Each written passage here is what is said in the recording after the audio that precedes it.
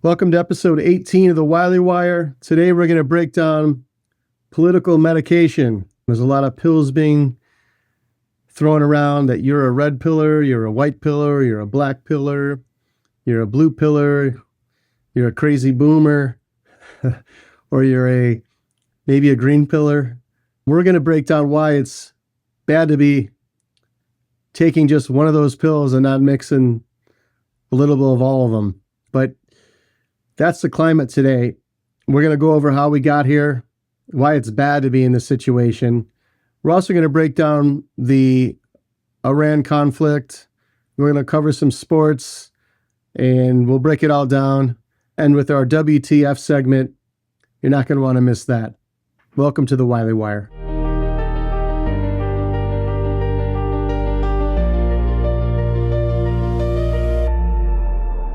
And we're going to talk about political pills, not medicine. Political pills. There's a bunch of pills that people have taken, and we're going to go over some of them.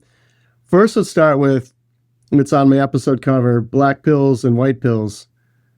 So a white pill is somebody that is so pro-Republican or Trump that regardless of what happens, regardless of any mistakes, they will refuse to criticize, refuse to say, hey, we got to do things better here, or they're just kind of like all aboard and without any checks and balances. So that's something that's white pilled.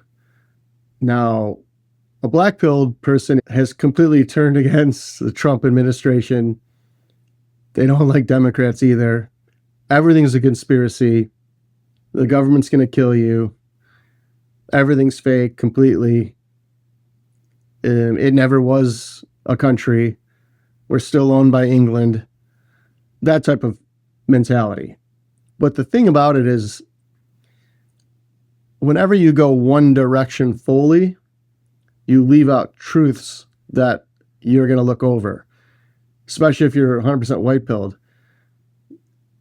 If you're 100%, no matter what is done by the Trump administration, then you're going to miss out on things that they may have done wrong or could do better.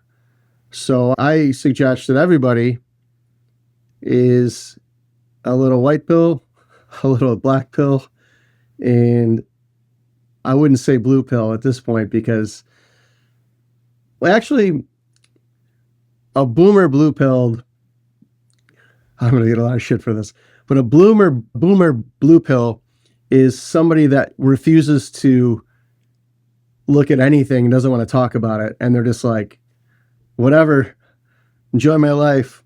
I got my retirement. I'm cool. Everything's great.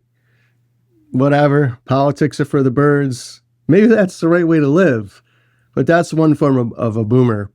But then there's the blue-pilled TDS people. A lot of them are boomers. It's not their fault.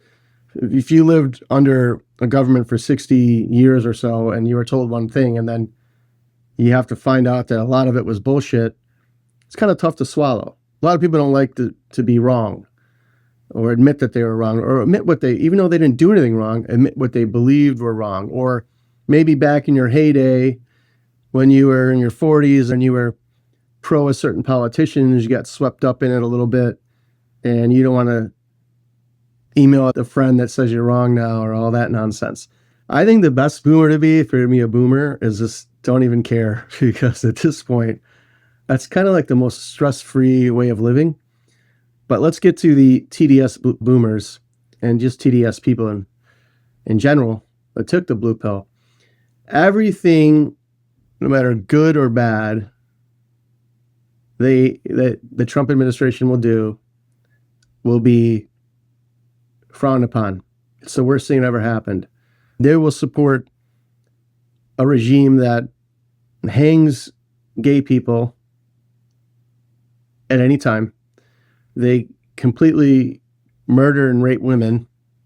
Don't even let them they have to wear something over their head all the time. If they don't, they'll be killed or rocks will be thrown at them.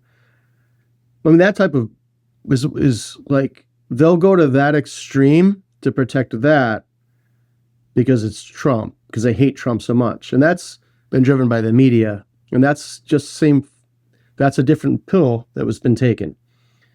And the white pillars, everything Trump does is great, no matter what. Nothing's held accountable. That's the problem with that too. I like to say, I consider myself more of an independent. I always have been. People don't realize this, but Trump is always an independent. He just knew he couldn't win as an independent, so he chose a party, and he chose the Republican Party. So that's kind of why he took it over. But he was an independent. So, I was a Ron Paul guy for a while.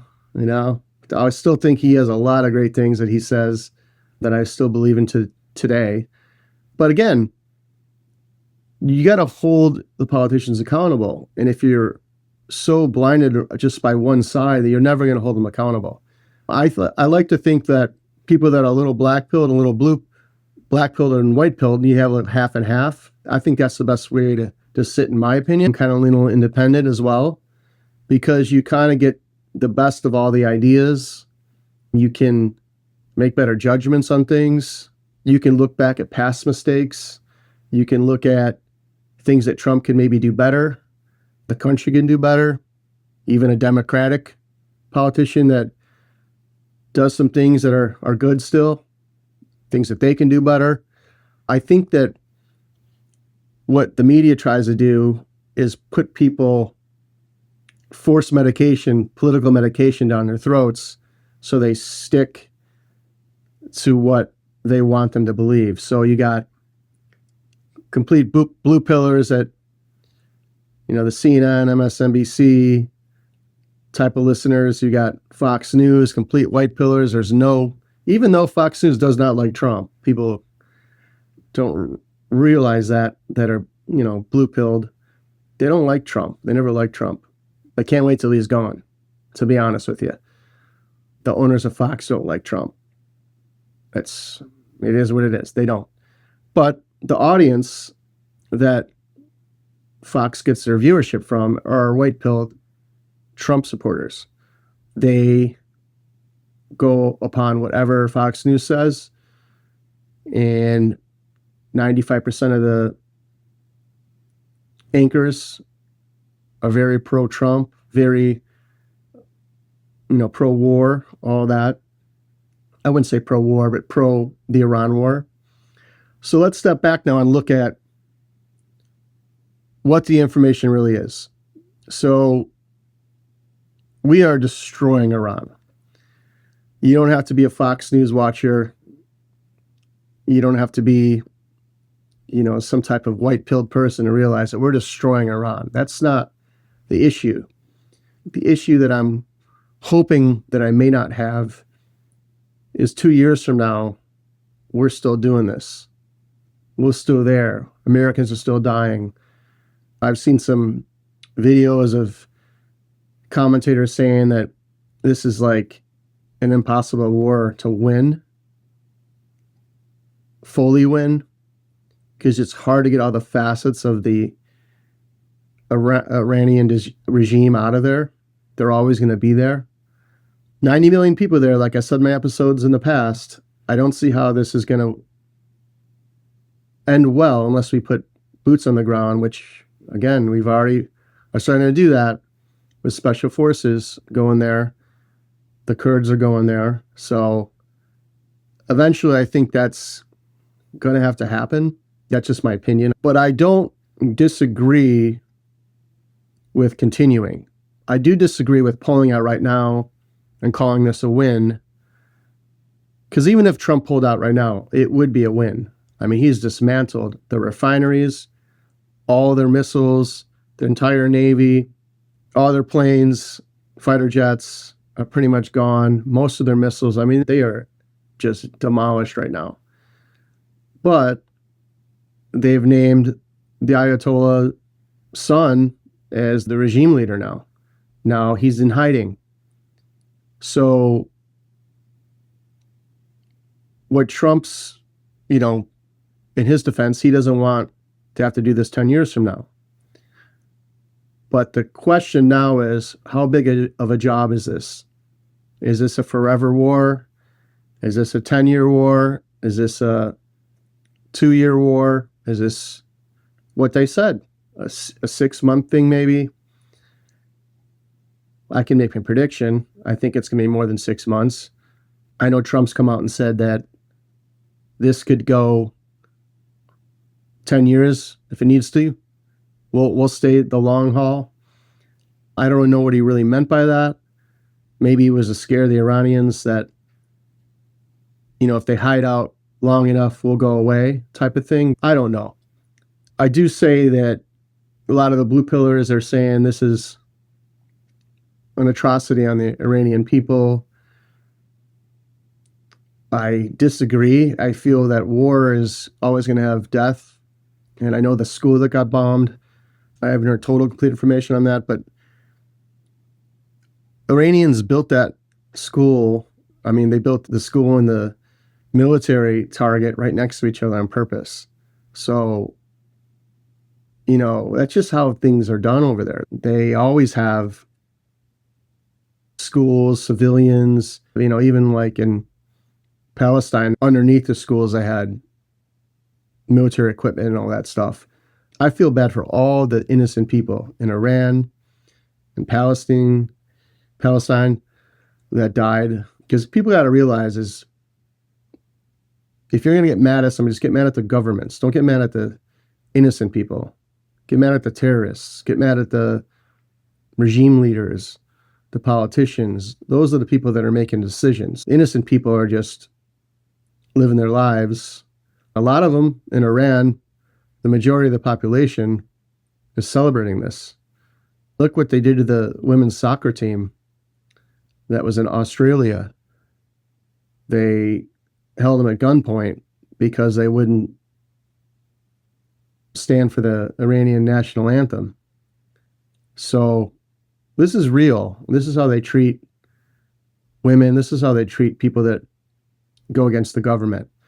So let me get back to the pills now and boomers. So maybe we all live like boomers. We'll be better off. Like the boomers just don't care. They see like a headline because they are news watching people like CNN, MSNBC. Those are the mainstream media, ABC News, all that stuff. You grew up watching that, and they're not going to stop. And now when you see something online, everything's real.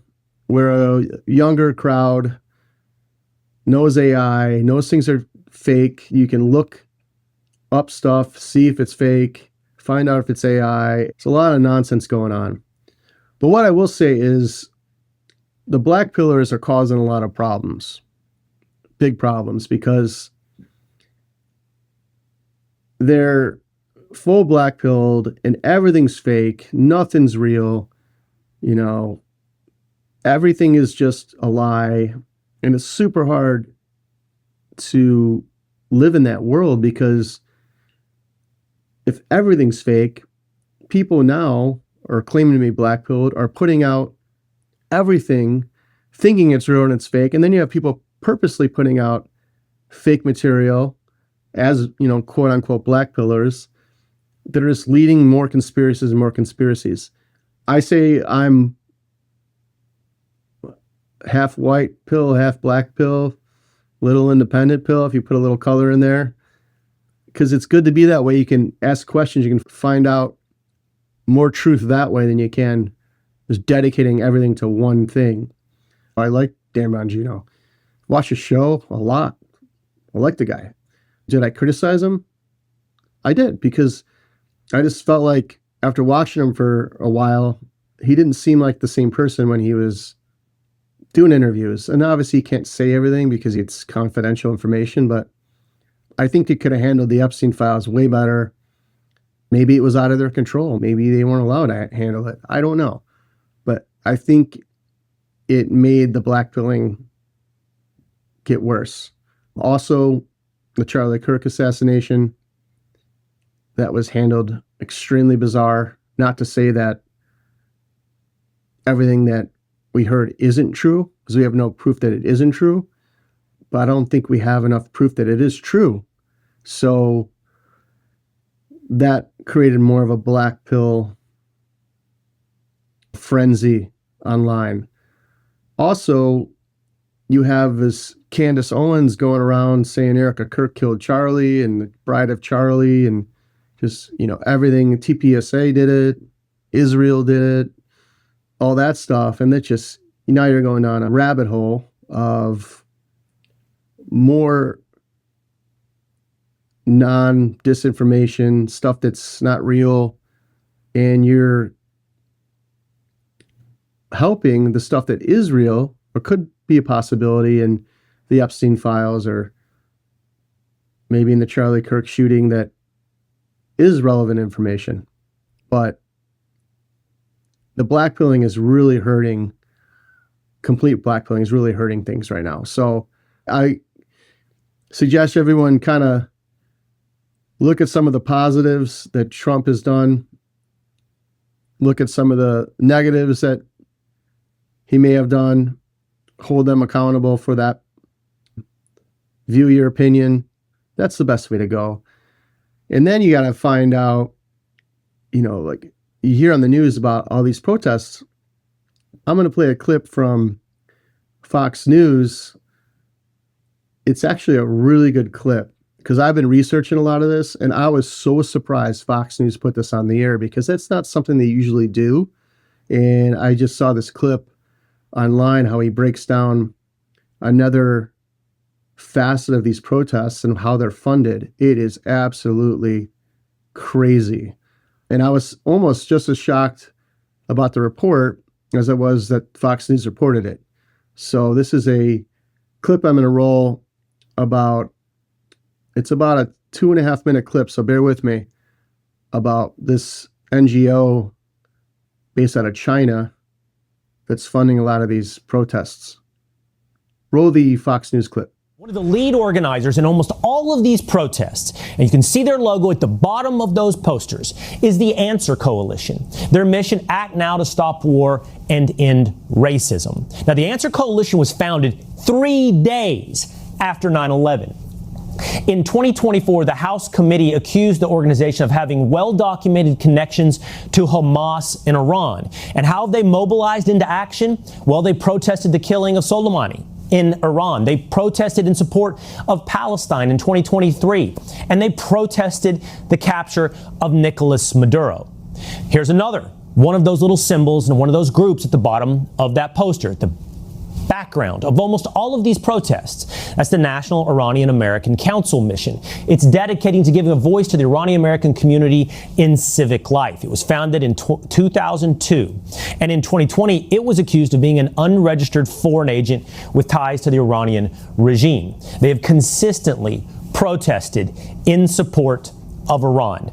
Now, with that, those two groups comes one of the biggest groups, always there when it comes to these protests, the People's Forum, to build unity across lines of division at home and abroad. Founded in 2017, focused on, and this is key because I want you to think about this as in the background of all these protests, anti-imperialism and anti-capitalism.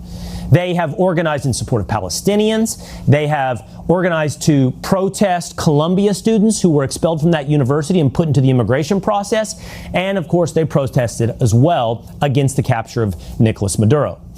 One more, let's take a look at Code Pink. Of course, you know Code Pink. They show up, feminist grassroots, craziness in the hallways of Congress. They were co-founded by Jody Evans and Neville Roy Singham. Remember that name for just a moment. Hold it, Neville Roy Singham. We're going to talk about him more in just a few minutes. Now, they have helped coordinate the National Day of Action after the killing of Soleimani, and they also supported and marched in support of Palestine. Now, here it is. Who is Neville Roy Singham? Now, we've already mentioned he's married to the co-founder of Code Pink, Jody Evans. But the New York Times wrote, since 2017, about a quarter of Code Pink's donations, more than 1.4 million, have come from two groups linked to Mr. Singham.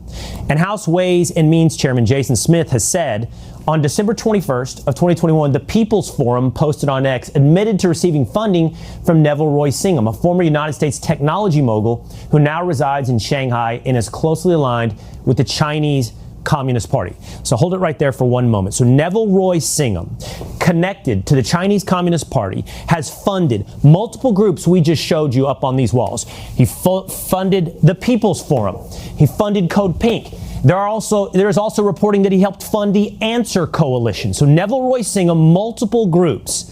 Here, the background, the money. In 1974, he was the subject of an investigation. Ties to groups engaged in activities inimical to the United States interest. He worked as a consultant for a Chinese multinational corporation and technology company. And as it was mentioned, he currently lives in Shanghai. So whether it's anti-ICE, Free Palestine, now pro-Iran protests, it's the same networks, the same branding, and in many of these cases, the same organizer and funding. They're mobile, fast, well-funded, and they consistently side with America's adversaries. The question isn't whether people can protest, but it's whether or not that protest is organic, whether or not it's real, or if there's a man behind the curtain.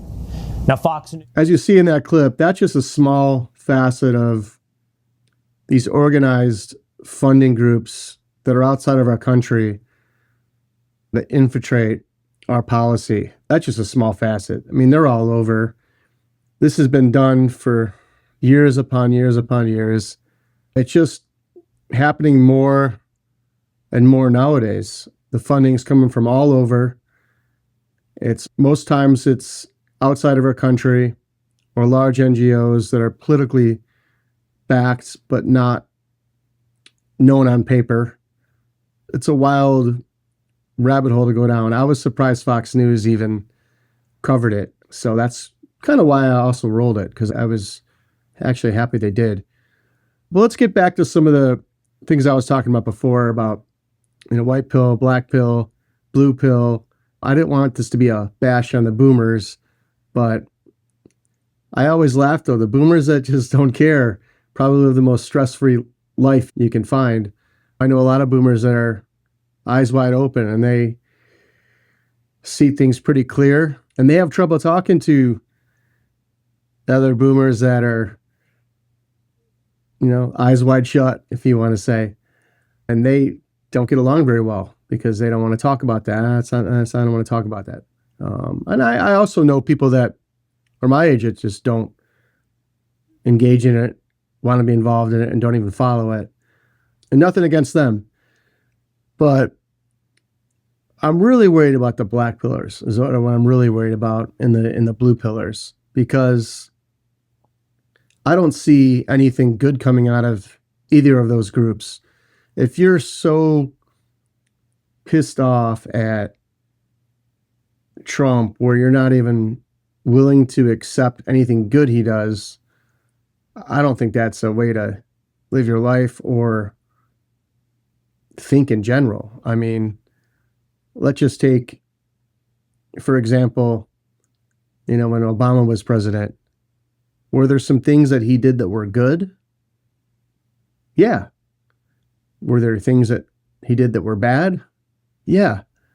But that's when you have an open mind, you can pick each of those things out, analyze it, figure it out, and you're in a better place. But if you're just on all I hate Trump train, blue pill to the max, you're no different than a black pill to the max who's all in the conspiracy theory train. In both these two groups, the blue pill and the black pill don't like each other. That's the funny thing. But the most important thing, though, is if you're a right-leaning person or a middle person, I think you're holding the values of kind of like a white pill, a little black in there, and we got to find an independent pill. Maybe we get a new color, a green pill or something, the Green Party. But you should be somewhere in the middle of that. Take a quarter of the independent pill, a quarter of the white pill, and a quarter of the black pill. And if you do that, you'll keep the politicians accountable. Once you go far one way or far the other way, and you just got blinders on, I don't think that's a good way to live. I'd rather live like the boomer that doesn't know anything and doesn't care than be radicalized one way completely with blinders on. Another thing about the black pilling and the white pilling that I want to just touch base on is people need to separate government from people. And what I mean by that is, let's just take Israel, for example. The Israel government is separate from the Jewish people, or Jewish people that live in America, or Jewish people that live anywhere else. So I know a lot of Jewish people have no gripes, no issues, but you can't throw Jewish people into a cluster of people. That's what a lot of media outlets like to do. And there's some Jews that aren't even religious. Some Jews that are. It's no different than if there were super religious Christians and there were people that are Christian that aren't as religious as those people or whatever. You can't lump everybody into a certain stereotype. So we got to take people individually, stop saying it's all Jews' fault because of what Israel did, or it's all these people's fault because it's what this government did. Let's take Palestine, for example. Some Palestinian people don't align probably with Hamas. So you can't say all Palestinians are bad and all Palestinians didn't partake in the atrocities of October in Israel where they invaded that music festival. So that was all done by Hamas and the government of Palestine. But you can disagree with some of the government's decisions of each country, but I'm for what our country is doing and what's the best for our country. I have no hate or ill will against any form of people. I like all people that are innocent. They don't want to do harm to others. If you walk around a diverse city, everyone pretty much gets along. Once you add in the government issues that they have with one another, that's when the people get thrown into the mix unwillingly, 99% of the time. But then I'm going to talk about Joe Rogan. He kind of is getting blasted for talking about Israel. He's an anti-Semite and all that. And if I don't agree with something our government does, I'm not an anti-American. Like, let's take, for example, let's just say this war ends exactly how they said, pretty early than expected, like expected by the government. And I'm all for it. Great. That's awesome. It's good for our country. Not a lot of troops died. And this was an unbelievable military mission. But now let's say I take the point of view of we should pull out now, claim the win, and let the country fall where it may. Somebody that disagrees with that is not anti-American. I'm not anti-American. That's the great thing about our country. We can criticize or disagree with some of the actions of government. Doesn't mean we're anti-American. So at this point in the war, I don't make too many predictions because I'm not a military guy. I never fought in the military. There's a lot more smart people out there that know what they're talking about. And some of them have said this is a war that can't be reached, all the objectives in this short amount of time. We're going to need a lot more time to make sure that the country doesn't form back to a old regime type of existence. Will it still be a win for us? Yeah, because we got most of their, if not all of their military equipment destroyed. It took a long, long time for Iran to come back, even if they get somebody in that's like the leader that just was killed. Like his son is actually the new leader in hiding. But I'm allowed to criticize a forever war. I don't want a forever war. I don't want a 20-year Afghanistan war. I don't want that. Most people don't want that. Most Americans didn't vote for that. They're not saying it will be that. So I'm going to hold my criticisms off until I find out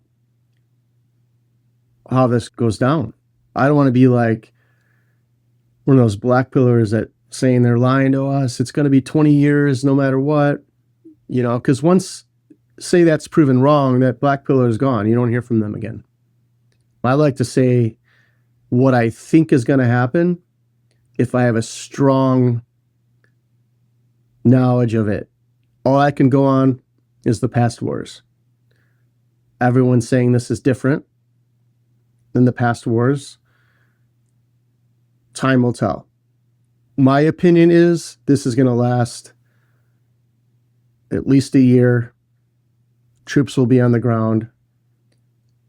I know Trump is not for forever wars. He never has been.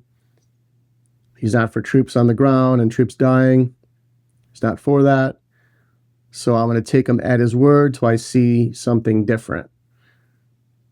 Right now, we're actually doing the easy part. As crazy as that sounds, the hardest part now is when the bombs stop falling, they don't have anything to shoot back.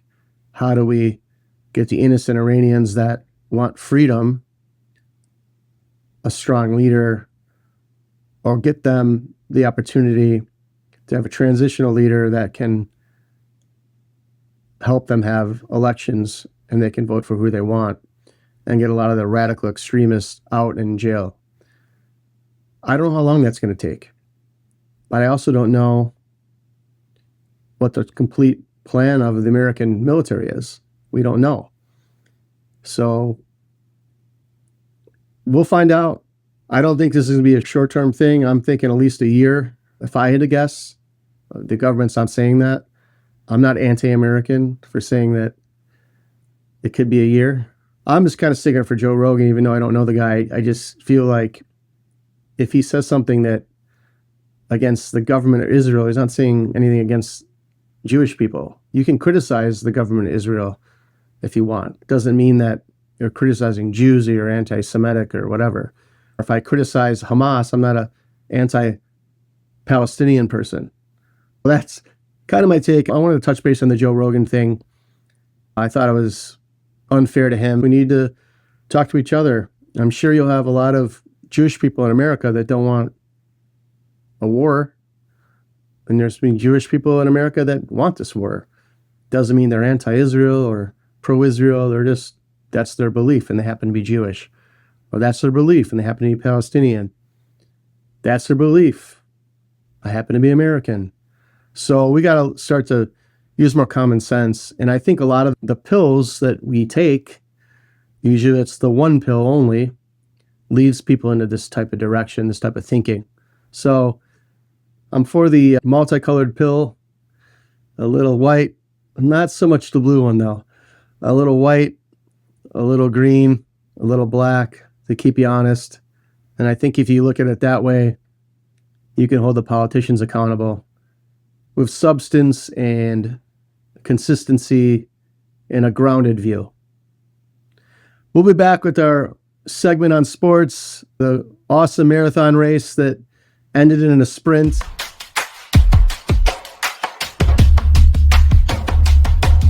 We can watch Michael cross the line here. Michael Kamau from Kenya. Just over 2 hours and 11 minutes on the clock.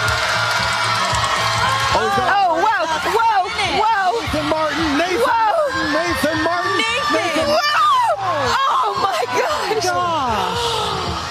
Wow. It is a photo finish for crowning of the 2026 A6 LA Marathon champion. I'm not Came out sure. of nowhere because we could only see just a little bit beyond. We have to see that playback to see exactly what happened there. Wow, Nathan Martin goes all the way to the finish line and wins by a hair after sprinting the final stretch run in a marathon. And That's why they don't call it a sprint, they call it a marathon. But you don't see that often in races like that, where he came from nowhere. I mean, usually you'll see the guy in second place in the distance of the camera, but he has no chance unless he tries to turn it on at the end. But Nathan Martin ran for a long period of time, sprinting, and wins by a hair to win the Los Angeles Marathon, beating the runner from Kenya. There have been reports, though, that this runner from Kenya actually made a small detour, like he went around, then had to come back real quick, but it wasn't a ton of time lost. In a marathon, it is a ton of time lost, but when you see the end of the race and where the Kenyan runner was compared to Nathan Martin, well, it would have mattered, but at the same time, he sprinted such a long period of time to beat him. It was an unbelievable performance. Congratulations, Nathan Martin.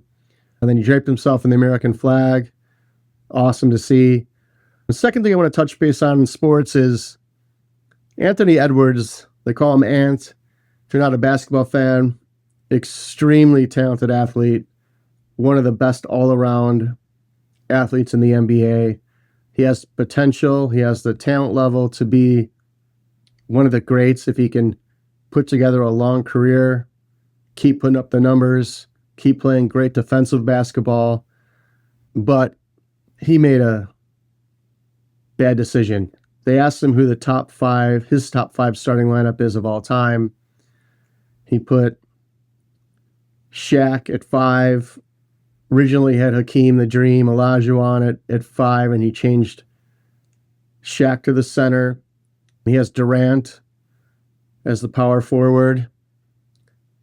He moved Michael Jordan from shooting guard to number 3, small forward, placed himself at the shooting guard, and put Steph Curry at the point guard. Now, you can debate the other 4 players all you want. There's always room for debate when you do a list like this. But the fact that he put himself in the starting lineup just shows how the athletes today have such big egos and they have no respect for the greats of the past. Michael Jordan was the greatest shooting guard of all time. And you moved him out of the shooting guard to put yourself in the shooting guard. At least you had him on the list, but, could Jordan play 3? Of course. Jordan guarded point guards for a ton of his career. And Anthony Edwards can play point forward as well. But at the same time, don't put yourself on the list. Number one, you haven't done anything yet. You have the great potential. No doubt about it. Could be one of the greats if you can string together 15 seasons of dominant basketball, winning championships, a couple of Defensive Players of the Year awards. But to put yourself on the list now is just such a stupid move. I know Ant is goofy and he's on the court, he does goofy stuff, and it's kind of his mantra to be kind of goofy, but don't do that. I mean, prove yourself first. Win a championship at least. Win an MVP. Multiple MVPs.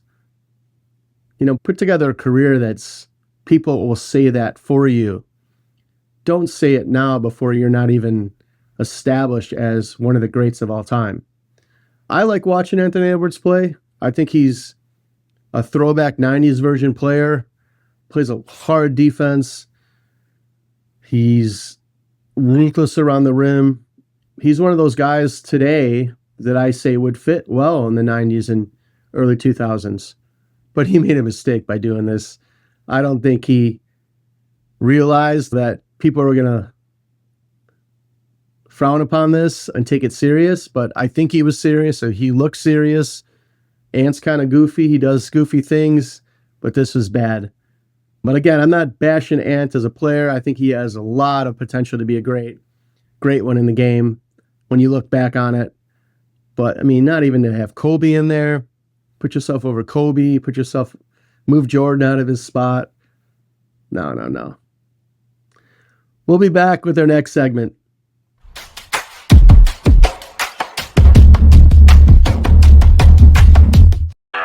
The Wiley Wire segment, where Brandon asks, What the fuck is this? We're back with our WTF segment, and I'm starting to wonder why we even need congressmen and senators and all that. Back in the day, back in the horse and buggy days, we needed a representative to represent the people. So we'd send somebody from whatever district or area of the country due to transportation. Now with all the technology we have, we don't really need, I think they should revamp the whole thing. But let's just start with the wasteful spending, because this is just unbelievable. I know a lot of the fraud in Minnesota is getting dealt with, hopefully. Some people got indicted and other things have been going down. I think they cut a lot of the Somali funding in Minnesota. But again, this is not my words at all, or my phrasing or anything like that. I checked this video over and over again to make sure it was true. It's 100% true. The first 5 seconds of it, you know, this is AI, just keeps going off in your head. This is not real. This is not real, but it's real. This is Congressman Mast, and he is talking with the Honorable Sarah Rogers, I believe, and they're going over queering the maps, gaying the maps. Basically, our tax dollars have been flowing out of the country to gay the maps and queer the maps in Czechia and other places. I know that whether you're leaning right, left, center, you don't want our tax dollars going to this. What does it matter how gay somebody is or non-gay they are, where you need a map for that? They still got to place their vote. Are you going to say that gay people vote a certain way or non-gay people vote a certain way or whatever? Maybe, but I think we're wasting our tax dollars on something that's the dumbest thing I've ever heard. So this is a real video. Again, queering the maps, gaying the maps. This is the first time I've ever heard of this. But apparently, this is where millions and millions of our tax dollars that you and I pay for are going to. Roll the clip of Congressman Mast interviewing Miss Rogers. So I think we were trying to make the maps more gay. Literally? That's, well, how do you don't make know. a map more gay? I mean, especially or with gay AI, at all? You know, since the age of cartography, we've had pretty good maps, but maybe they weren't gay enough. So I know also, I took critical theory in college. I think sometimes people use queer as a verb. I do understand that the maps that we were trying to make gay were, I think, of Czechia and Slovakia. So maybe those countries asked for it. I doubt it, but I don't know. We do have real things to work on in Congress, like what's going on with the imminent threat of Iran. And it is embarrassing that we have to talk about the fact that things like this were funded. Non-binary and trans francophones, linguistic attitudes and ideologies towards inclusive French in Montreal, Canada, these things. I'm going to give you a list. My time has expired. I'm going to give you a list of these. And any of these that you can provide me the receipt for, the Facebook link to where they wanted to take photos of how they were doing a DEIA flash mob in Kyrgyzstan, whatever documentation they have of all of these things, we would love to see that and would absolutely love to know the individuals specifically that were busy writing these grants, because they have no business receiving another paycheck from the people of the United States of America. I mean, she's so serious when she says it too. Which makes it sound or look fake, but no, it's not. It's real. Unbelievable though. You think about all the wasteful spending that goes on, and you got to find out who's spending the money on this. Like, somebody's got to be getting some money back on that. Like, to start a program like that, have like 5, let's call them decently intelligent people. They get together and they decide that they're going to do this. They get nothing back, nothing in return for it other than this crusade to, in their terms, gay the maps and queer the maps. I mean, you don't got to be smart to understand that out of that millions and millions and millions of dollars that went to this, I'm sure a little bit trickled back to some other people. So this is just more fraud, more bullshit that our tax dollars pay for. And you have to ask yourself, why do they even raise taxes? For more bullshit? That's got to be the reason. The only reason. Like, don't you have enough already? If you're able to, splurge on this, why would you need more? Looks like you have plenty. So we got to start being smart. These politicians represent us. We pay them. We are Americans. This is our country. They represent us, our districts, our whatever. So this has got to come to an end. I'm glad this got exposed. And people are seeing some of the crazy stuff that we've been doing. It's ridiculous. We'll be back with the wrap.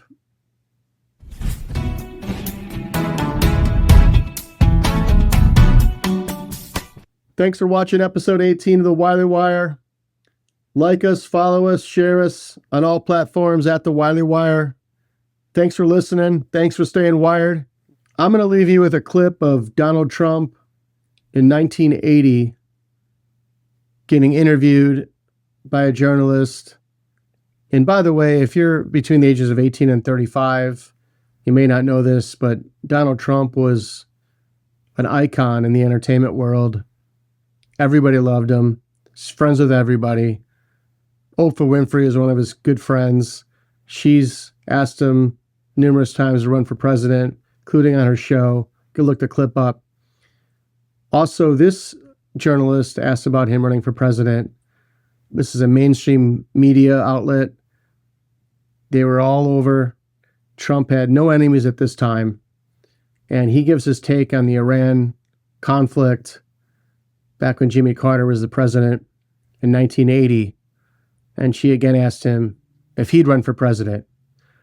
So, roll clip of Donald Trump in 1980. Thanks for watching episode 18. The Iranian situation is a case in point. That this country sits back and allows a country such as Iran to hold our hostages, to my way of thinking, is a horror. You're advocating that we should have gone in there with troops, etc., and brought our boys out. I absolutely feel that, yes. I don't think there's any question, and there's no question in my mind. I think right now would be an oil-rich nation. I think this country is responsible for that war by its own weaknesses. If we were respected, properly respected as a country and as a people and as a nation, I don't think that you would have the war going on right now between Iran and Iraq. Would you like to be the president of the United States? I really don't believe I would, Ronna. Most people who are capable are not running for office. Most men are frightened of politics today. It is a shame, isn't it? Yes. It is a shame. Why wouldn't you dedicate yourself to public service? Because I think it's a very mean life. I would love and I would dedicate my life to this country, but I see it as being a mean life, and I also see it that somebody with strong views and somebody with the kind of views that are maybe a little bit unpopular, which may be right, but may be unpopular, wouldn't necessarily have a chance of getting elected against somebody with no great brain but a big smile. And that's a sad commentary for the political process. Television, in a strange way, has ruined that process, hasn't it? It's hurt the process very much. But if all the men are like you, then when are we going to get somebody who might be good? I don't know. I hope it's around the corner, but I don't know. If we had the one man, and it's really not that big a situation. People say, well, what could anybody do as president? The one man could turn this country around. The one proper president could turn this country around. I firmly believe that. You think there is one man? There is one man that can turn this country around. I could tell you, I know a number of people that would be excellent presidents, but they are not running for political office. They're not in political office. They're extraordinarily brilliant. They're very, very competent, but they're not running for political office, and I think that's very sad. And I think you said it. Maybe television is the thing that most hurt the political process in this country. I feel that this country with the proper leadership can go on to become what it once was. And I hope, and certainly hope, that it does go on to be what it should be. The Wiley Wire dives into sports, music, politics, health, and trending topics for entertainment, info, and education. Listener discretion advised. May include mature themes, explicit language, controversial views, or sensitive content. Not suitable for under 18 or all audiences. Parents, please supervise. All opinions from hosts, guests, and contributors are personal and don't reflect our official views. Information isn't guaranteed to be accurate. Do your own research and consult qualified professionals.